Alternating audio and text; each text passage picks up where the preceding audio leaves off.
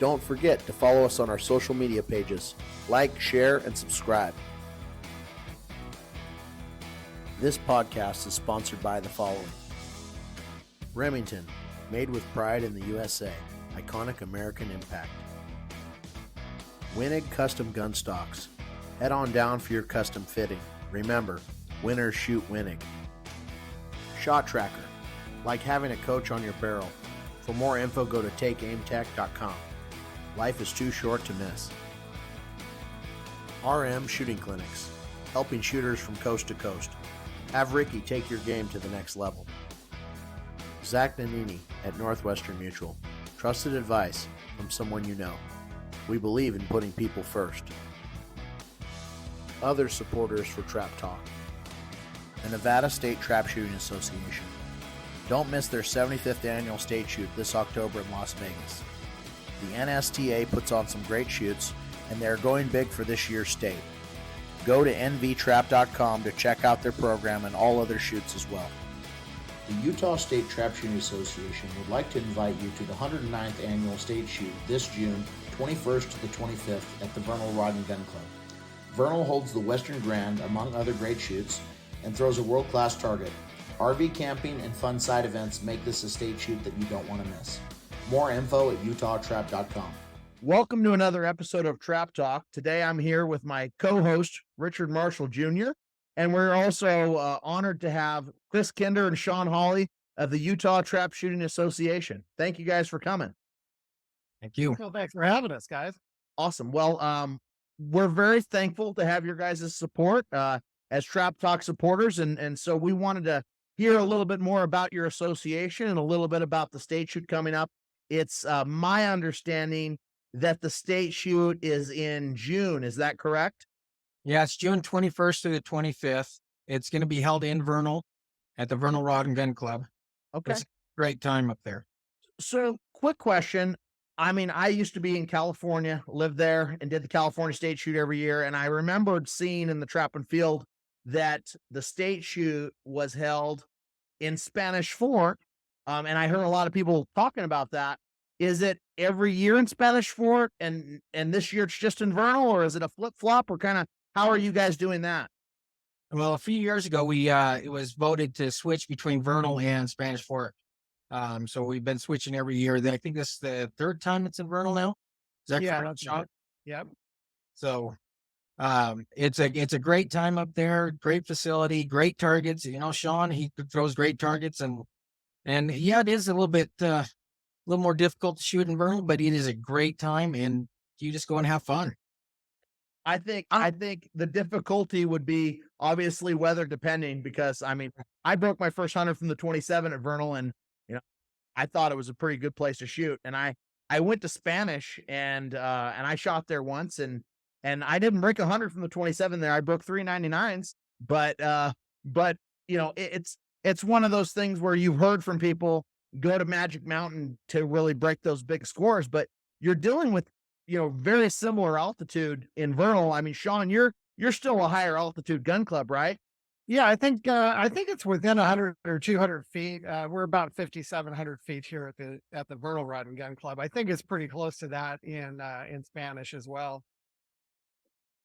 As a shooter, Sean, what's your opinion on that higher altitude for people coming from other states? I mean, if someone hasn't come to Utah and they're going to shoot, I mean, do you think it is easier to break a target at a higher altitude? Do you think it's harder? I mean, what's your opinion? You know, the scores kind of say it is, but I don't know. I mean, I've had good days and bad days, you know, just like anywhere else. And honestly, you know, I mean, I don't know. The target maybe flies a little bit different than it does. Like, for instance, when we go into the Midwest and there seems to be more humidity, it's really dry here. When we first got to Vernal, 16, 17 years ago, you know, the first time it snowed, I went out with my daughter to make a snowman. You couldn't make a snowman because there was no moisture in the snow. It would just fall apart in your hands. And and that carries on today, notwithstanding, because it's raining. But most of the time it's pretty dry. So I don't know that the target doesn't. It comes out of the house and it seems to have more of an even throw to the stake, whereas maybe in the Midwest, when it's more humid, there may be a little bit faster out of the house, a little faster slow down on the target. But I mean, that would be about it. I don't know the dynamics of what it does to a pattern as far as, just are the patterns better at altitude? That I don't know. But we're getting pretty technical, right? I've shot a lot of vernal back. We got the Western Grand coming up. That's another shoot we'll talk about that you guys are having. But, that's coming up. I've been coming to vernal for, I think, 32 years. It was the first time, 32 years ago, it was the first time I was at vernal. Back before, it was sloped down. You were so yellow. Oh yeah. I was there with Frank Hoppe. He was doing a clinic, and I was like, man, this is a pretty cool place. It is in the middle of nowhere, so to speak, what people say, but it's a great gun club. I will say Sean throws, in my opinion, some of the best targets throughout the country. I mean, he sets a target, no matter if it's raining, windy, whatever. You hit it, you smoke that target, it smokes. It's not and people are like, oh, they throw an easy target. I've heard that when I broke the 400 there in 2013. Someone said, oh, they were probably throwing easy targets. I said, well, they weren't easy, but the clientele, the shooters that come there, the caliber of them, everybody can shoot, and everybody's looking to have fun. And, at vernal, and I don't know, and we can talk about this at the stake shoot. Are you guys doing any special events? Kind of like what happens at the Western Grand, or Ricky, I just, we're going to, we can't help ourselves. Okay. There's going to be Annie Oakley's and, crazy stuff going on every night. So yeah, we will have stuff like that going on. We can't help ourselves. It's just fun. Well, yeah, that's part of the deal of coming to vernal. And I know, a lot of people, even, in other areas of Utah, it's 3-hour drive. It's a 4-hour drive. That's kind of the normal for driving and going to shoots and, making it a vacation and staying in a hotel, or, renting an RV and getting a camping spot. I mean, I'm sure that's a possibility, 100%. It's a great place. And I tell you guys, you won't have a better target shoot that you shoot all year long, that Sean says. Thanks, Ricky. I appreciate that. Now, Yeah. to piggy on two of those things that Rick said, one, first, the target that you're throwing, you've told me some things, Sean, and I hope this wasn't something that is a secret, but you've said you sand the arms on the machines to make sure that it spins the clay really well. Yes. And just looking at centrifugal force, if the target's spinning better, it's going to take less pellets to pull it apart, right? I mean, that's pretty simple, right? Fly straighter. And it's also going to fly straighter, correct? Both things are true. Yeah, it'll handle, if you add a little gust of wind, it'll handle that gust. You don't see the stair stepping that you see on targets that don't have as much spin. It also, like you said, it takes less beatings to break it because it tears itself apart with the centrifugal force. So, yeah, we've done it for years. I've heard people say it makes no difference. I think I can tell when arms have been sanded, targets that I shoot, I can tell the difference. And so, yeah, we definitely do that here.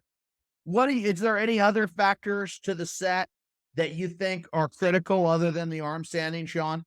Well, we don't throw a soft target. We throw them to the stake. I know in our gun club, we have stakes on all but 4 of our traps. And then as you go up the hill, you don't have stakes out there, but we've done it long enough. I know with the speed, I use a radar gun, but I also use the stake. So I'm using, 2 forms of information to kind of decide what the target is supposed to be. And so I like, again, not throwing a soft target, throwing a solid, 49, yard target right to the bottom of the stake, and we're good to go. Now, on that, to make the stake at most of those traps where you have a stake, is that generally 43 miles an hour, 44 miles an hour, 42 miles an hour? I mean, is there a range that you see falling in? That's the funny thing, right? So everybody asks me, well, God, Sean, you guys are at elevation, you probably don't have to throw them very hard to make them go to the stake. And I said, well, how hard do you think I need to throw them to make them go to the bottom of the stake? and everybody wants to tell me, 40 miles an hour, or 41, something like that. And in all honesty, I throw them to about a yard short of the stake. It takes, and this is in calm air, first thing in the morning. 42.7 generally gets me to within a yard of the stake. As the machine warms up, they'll warm up to about 43.2, and that's hitting the bottom of the stake. So it's faster than what you think. And I don't know if that's because of the lack of moisture in the air or the lack of air in general. But it's a Frisbee. So, it has to have something to hold it up. And what my thought is that there isn't as much to hold it up here at elevation. And so it does take a little bit more to get it to the stake. That makes a lot of sense. I never thought of it that way. I mean, you think of that thinner air, you think of that pattern maybe holding together better, but if that disc doesn't have anything to float on, it needs more power to push through. Where, here in the Midwest where the air is, choppy and thick, it's like, just floating on clouds of moisture all day long. And I can say that the spin matters to me a lot. I think you get a more consistent break off of it. You get a more consistent line. I mean, just like a bullet, the difference between rifling a barrel and having an unrifled barrel. I mean, try to shoot down that and see what happens. But to piggyback on what Ricky said about the events, tell us about the clay bot. I mean, I've seen it, but for the people that don't know what to expect, go into a little bit of detail on what you guys do for you, Ricky. what you guys do with the clay bot and how you throw these special events. Okay, so what the clay bot is, for people that don't know what it is, it looks like the Mars rover. It's got four big knobby tires. It's all electric, got batteries on it. It's remote controlled, and sitting on top of that is a sporting clays machine. And so we've got this thing, and this particular one that we have also has a trailer that you tow behind it, which has another sporting clays machine. So I set the trailer off somewhere up to let's say if we're going to have Annie Oakley's, and we'll do them on Trap 9 here, and I'll have the sporting clays machine or the trailer with the sporting clays machine off to the right over on Trap 8, and then I'll drive the clay bot over it closer to Trap 10, somewhere in between. And remote control wise, you can change the angle, the speed, the kind of target that you're throwing. I mean, I can throw a Shondell. I can throw well, you can turn the machine around through the bottom of the target. A teal, just about anything you can think of. And the best part about it, as Ricky found out, is that I can change the speed on these. Yep. So we can throw a burning left, that's just smoking out the machine. And then it gets to Ricky and we dump all the spring out of it and it comes out like that. And he goes, shoom, and shoots right in front of it. So all the hard ones, Zach, I smoked every one of them. Yeah. People are like, how much lead are you putting on that? I'm like, it just enough. And then they throw me this, and I'd be like 10 feet in front of it. I'm like, really? No, part of the fun. So, I would have paid money to see that. Yeah. Oh yeah. Yeah. We'll get them again this time too. So, but anyway, it's just those kind of things are fun. We have a, something that we're going to do this year. We always have a telehandler on site to load our traps and whatnot. So the trailer mounted clay bot machine is going to go on a pallet 35 feet up in the air, and I'm going to put it back behind the clubhouse and throw it over everybody's heads. Oh boy, it'll be coming over the top like that. So we're gonna have some fun. We're gonna play some games, and we'll have a junior. I think, don't we have a junior and a ladies Annie Oakley that we're gonna do, Chris? Yeah, we have one of those, and that's being done by the BT99. That's sponsored by Grounding. They donated to BT99, so we have tickets available, and all that money that is those proceeds go towards the junior Annie Oakley and the women's Annie Oakley. Yeah. That's awesome, because I mean, there's a factory for Browning in Utah, right? Correct. So how far is that from either Spanish Fort or Vernal? Couple hours. Either way, right? That's up in Morgan, Utah. Yeah. So it's just kind of a fun thing to do, and it's great to have the juniors and the ladies be able to go out there. And what's kind of neat too is the ladies kind of, a lot of them, not all of them, but a lot of them get the double dip because a lot of those lady shooters are juniors, so they'll be in the junior one as well, having fun doing that. And then of course they get to go out and shoot with the ladies, and it's just kind of a neat thing. We'll have other Annies and whatnot that are open to everybody. And ladies and juniors also, and then they get involved in those too. So, and I think you guys have both been involved in some of our Annies during the Western Grand, where there may be 75 people lined up for this thing. My favorite part of it, because I don't shoot those things, I'm terrible at it. But Ricky's really good, and Zach, you're great at it too, and Chris, he's really good at it. But my favorite part is because I'm the guy with the button in my hand. So I heckle the hell out of everything. He's really good at bowling. I'm a really good bowler. Damn it. Yeah, it's my favorite part. Yeah. Oh, the heckling, and what I get a kick out of is how everybody interacts with each other, and even the people that are sitting at the tables that are just not shooting, but they're just enjoying the whole thing. It becomes kind of a festive atmosphere, and it's a lot of fun. Yeah. Last year at the Western Grand, Zach, I know you haven't been back for a couple of years because you go to another shoot close by, but we'll talk about that later. But I didn't shoot him last year. Tyler shot, and my son Tyler has a nickname. Jody's called him Sugar since he was born, and so she's like, "Get away, Sugar!" And next thing you know, Craig Hart's called him Sugar and everything, and then Craig goes, "Is he embarrassed by that?" I go, "Oh no, he doesn't care. He loves it. That's his nickname." He's like, "It's fine, but watching the kids last year was a blast. I mean, we had a great time, and that will go up, your stage shoot now. So is there any other special events you're doing at the stage shoot, Chris? No, not other, just the nightly ones. And then we'll have so on Friday night we have what's called a, wobble challenge, and you can get a team of 5 people together and go out and challenge for the wobble. And I think there's can't remember how it's all laid out, but you can win money for being the winner in second place.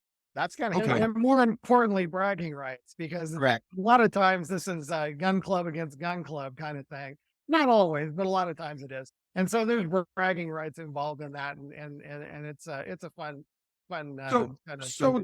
Explain the wobbly. What's it? Just 5 people gets 5 people. Team of 5 goes out there, and it used to be just only in state, and we used to do it Sunday morning.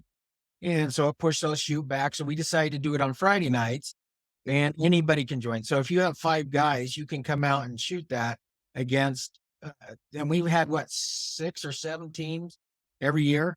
And so now it's kind of grown. I think we had 8 last year at Spanish. Yeah. So it's a fun thing. And so you go out and you shoot 25 targets from the 24-yard line, and it's set on a wobble trap on trap 9. And I think we have 10 cranks on it. I mean, it's screaming out of there. Is it a single shot wobble or a double shot wobble? Single shot wobble. So it's 24-yard line and handicap on crack. Right. Yeah, exactly. Pretty much.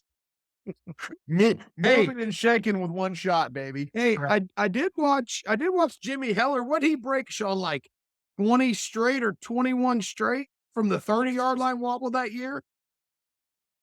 Something like that. Yeah. I mean, Jimmy's one of those shooters that just, when he's lit up, he's as good as anybody out there ever, so you just never know what that guy's going to do. He had his lenses incorrect that day. So yeah, he had them on opposite right sides. We're going to have Jimmy on the show here in a couple episodes. We talked to him down in California when I was at the Golden West Grand, but you're right. I mean, he broke a 98 in handicap down there, and he said he hadn't broken a 98 in handicap in I don't know how long, and it just bam, it snapped, and you're like, Jimmy Heller's back, but he's just got that talent. He's a competitor, and it's in his blood, and he wants to win so bad. Jimmy's one of those guys. I grew up, in Southern California, and I've known him almost my whole shooting life, and he's always been one of the top, most talented people that trap shooters that has ever been out there. And but he has this fatal flaw. He likes to change his lenses too much. Like, leave him alone, Jimmy. You're shooting good. Oh, yeah. So, It's but a I'll tell you flower. what, when he's got things working, he can throw a number on the board so fast it'll scare you. Oh, he'll do it. I've seen him do it, and Yeah. and it doesn't matter how far out of it you think he's been, he comes right back in it. I mean, he'll be on the board if he's at a shoot. He's gonna hit a couple pots, probably. But Oh yeah. so Chris, are you the president of the Utah Association? I am. And Sean, are you also on the association? No, I'm not. Okay, so your relationship is obviously dealing with the association and running and coordinating the state shoot with Chris and the rest of the board members. So we have so many clubs around our state. Sean is one of the representatives for the Vernal Rod and Gun Club. So we have like Nephi, Helper, Spanish Fork. We have 8 clubs right now in our state. So he's one of the representatives for the state. So the only 2 clubs that are physically big enough to throw the state shoot are probably Vernal and Spanish, correct? We've got a couple others, but they just choose not to do the necessary stuff to make it so they could have it too. Okay. So how long have you been the president, Chris? This is my 2nd year. And what does that involve? I mean, what are your focuses right now? Is there any specific thing you're trying to do to help Utah move along, or the state should move along, or is there anything you guys are working on currently? Just trying to grow it, just trying to get more people interested and into it. It's an expensive sport right now. So how do we get more people to be able to want to do it? I mean, I remember that there was a lot more trophies back a few years ago, and now it's not as much. And I think people aren't coming because they're not having the trophies to go after. The kids are, the kids aren't going after it. I mean, they get a $5 bill or $10 bill, or, they're not getting a buckle. They're not getting some kind of trophy that they can put on the wall. And I think that's, we're trying to work to make it so these clubs understand, hey, we need to do a belt buckle. We need to do some kind of shoot to get more people there, because it is an expensive sport. Yeah. I got a question for you for the youth side. Do you guys have like the AIM program or SCTP out there? I know you have the YESS deal, and that's mainly in Salt Lake area, isn't it? Yeah, we do have the AIM program too. It was going for a while. It's kind of lagged a little bit, but we're trying to work on that and get that back to going. So we can have more AIM shooters as well. I mean, they can be in the AIM or the USAS. I mean, they had a chance to 2 different scholarships at that point. That's what I'm wondering about, just an idea, for you. I deal with a lot of youth here in Nebraska. We just had our state high school shoot and had 2,400 kids at our state high school shoot, but it was our 53rd annual. So they've been doing it a little while, but, about having an event at the state shoot, as the same time as, Saturday singles. I know it'll grow the shoot numbers wise. You get some kids out there, but offer some stuff for those kids might, bring some more in there. I don't know if you, kick that idea around at all, Chris. Or... We've had in the past years before me, we've had where the AIM has been part of the championship advance. Yeah, it's just kind of USAS come in and it's kind of taken away some of the AIM, and we just haven't had a strong AIM director to kind of bring that back. And so we're working on getting that so we can do that. We do offer for the kids that we do discounted targets. So if they're not going to play any of the options, they do get discounted targets at $34 a 100. So for that, yeah.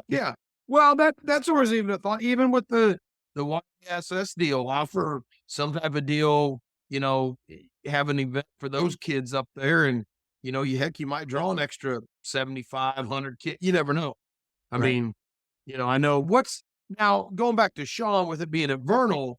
What is your max capacity, Sean, you think, on numbers? On a 200 target day, we several years back when it was the Uinta Basin shoot, the Western Grand, we had 333, I think is what we had. Now it was a all day process. We got 12 traps and 1 practice trap, so that's a lot of people to push through a small club, even on a 200 target day. And you pray to God nothing happens and you don't have any breakdowns and the weather holds up, and so that's kind of scary. If we could get about 250 or or something like that. That'd be pretty awesome. But you know, The 300 range. That's no, that's Where are you guys at now in far as attendance? I mean, last year or years in past, I mean, is it 150 shooters, 200 shooters? What do you guys get? I bet you we'll have probably 150 to 175 up in Vernal. yeah, probably. Yeah. And we're So trying, is it different attendance at Spanish Fort versus Vernal? Do you have Correct. more at one versus the other? correct. Yeah. And that's like Sean was Which one talking draws earlier. more? Spanish Fort.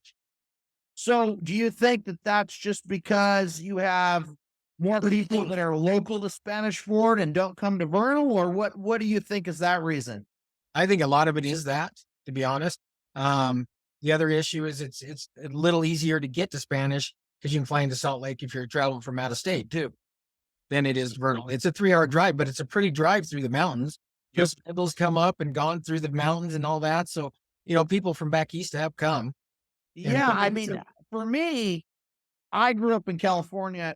I know Sean was a California resident, as am I. And when I went to the state shoot every year in Kingsburg, you had to drive 3.5 hours. And I think Sean had to drive 5 hours. But every year it was, this is the state shoot. This is our event. This is how you can win a state championship, how you can be recognized. And, wherever we were, it didn't matter how far it was, you're driving to it. And I think it's kind of sad to me to see that people wouldn't go, 3 hours to something when you have a really beautiful facility. And it's not like, we're talking Vernal's a 1-horse town. I mean, there's lots of hotels, there's, lots of good food, there's lots of things to do, and there's lots of camping availability at the gun club. I think people need to be better at saying, hey, I'm going to the state shoot, whether it's here or there, I'm going to go and I'm going to support it, because I mean, if you're only shooting it at Spanish Fort, that just doesn't show to me the dedication to the game and the association. Agreed. I believe you're right on that. And that's, but if you're 10 minutes away, I mean, and you've done it for however long it's been at Spanish, before, I think, what was it? The North Salt Lake Gun Club had it. And then that was well before my time. So, but now that we've got it, it needs to switch. I think it makes it a better competition between the in-state. Well, the game of trap is always evolving, and it's the same as when the Grand moved from Ohio to Sparta. I mean, there's a lot of people that still won't come from Ohio to Sparta. At the end of the day, they're missing out on what I think is one of the greatest trap shoots in the country right now. I mean, you just need to go. I mean, you need to, put your pants on like everybody else and travel. I mean, as people from California been flying, whether it's Ohio or Illinois, flying out into the Midwest every year to go do it. And I can understand how it's a rock in the shoe to have to travel a little bit to go to a shoot, but I mean, go where the competition's at, right? Well, the way I've always looked at it is, like on the Grand American deal. I went to the Grand when it was in Vandalia 20 times. We're coming up on 20 years in Sparta. Haven't missed one of those yet. So, it doesn't matter where they put the Grand every year in August. I'm going to be there. They could put it in Fairbanks, Alaska. Ricky's going to be there. You're going to be right. We're going to be there because that's what we do. We're trap shooters. Right. So, and on the state level, it's kind of the same thing. It doesn't matter where the state shoot is. You go to your state shoot. And so, and it's not as if, like you said, Zach, that we're a 1-horse town. There's plenty of stuff to do here, and we'll throw you a good target. You'll have a good time. You just got to commit to come. Yeah. I don't know if I'm going to eat any sushi in Vernal, Utah, but it's got pretty good stuff there other than that. They do have lake trout. I've got some of them. You want a ribeye steak? They got you, but not so keen on the sushi. I don't think I did any sushi where you're at either, buddy. Yeah. You're in Missouri, so you're right. Speaking of that, Sean, and we'll touch here just a little bit on, we got the Western Grand coming up in Vernal, which I'll be attending. He's scared, so he's going somewhere else. Understand. He did put a hundred there. Yeah. Well, the Western Grand's in about 2 weeks. It's right after Memorial Weekend. It's a great shoot. They have cornhole tournaments, which I've never won. My son has won that. But you have the Annie Oakleys, and just the targets are great. So everybody out there, all the listeners, I think you should really put Vernal on your list of shoots to go to, whether it be the Western Grand and the state shooter. You can't make it out to the Western, come to their state shoot. They're going to throw good targets. You know, Chris does a good job with the state association. Chris travels around outside the state. You know, he's been to Wisconsin and Iowa and shoots a grand. You know, we could talk about his first grand experience if he cares to talk about that.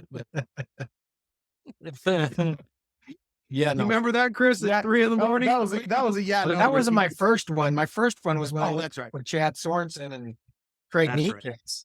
That's right. It was your second one. Yeah. When you came and stayed Like with us. Chad. Yeah. He thought I told him it was Vietnam. He yelled at him. He didn't know what to do, but Chris, you're in the morning. So Chris is getting awful quiet. I know it's okay, Kinder. He's trying to be all professional, but no, it's, you know, I think you guys are doing a good job, and I agree with, you know, moving shoots around. I think, you know, should help all the clubs, you know, because I've shot at a lot of different clubs in Utah. I mean, I've been to the state shoot when it was Spanish. I've been to the state shoot when it was originally at Mitchell's old club, which was the North Salt Lake Club, I guess. And, you know, I've shot the Western Grand, the Utah Basin shoot, the fall shoots, every shoot that has basically been at Vernal. So people out there, the listeners, you'd have a great time if you come to Vernal. And we'd love to have you also pack up and come on out and see us. Is there anything else, Chris or Sean, that you think we're missing about the state shoot or about your association or any other announcements that you'd like to make before we get out of here today? Not that I can. Well, first of all, we want to thank you guys for giving us your time. Second, we'd like to thank our show sponsors. Obviously, Wenig Stockworks on my shirt. Ricky, what shirt you got on today? I can't see it. I'm wearing my Fiocchi. Oh, you got the Fiocchi? Okay. Well, hey, you got the Krieghoff hat too. I like it. But Remington's their sponsor, and then also RM Shooting Clinics, Shot Tracker, and Zachnany Financial. If anybody needs a new financial advisor, I'm your guy. Hey. So we appreciate you telling us a little bit about your state, a little bit about the shoots that you got going on, sharing with our listeners your point of view and helping grow the association. And we thank you for your time. So is there anything you wanted to add, Ricky? Anything I'm missing? No, I think we're good. I think you guys, you know, told us some information, and, you know, we'll get it out there, and hopefully we can draw some more shooters for your state shoot, and maybe even get a couple more shooters here for a couple weeks to the Western Grand. Sounds good, guys. We appreciate it. I love it. Well, thank you guys so much. We'll talk to you soon, and have a great night. Okay, Thank you. take care. Thanks for tuning in to Trap Talk.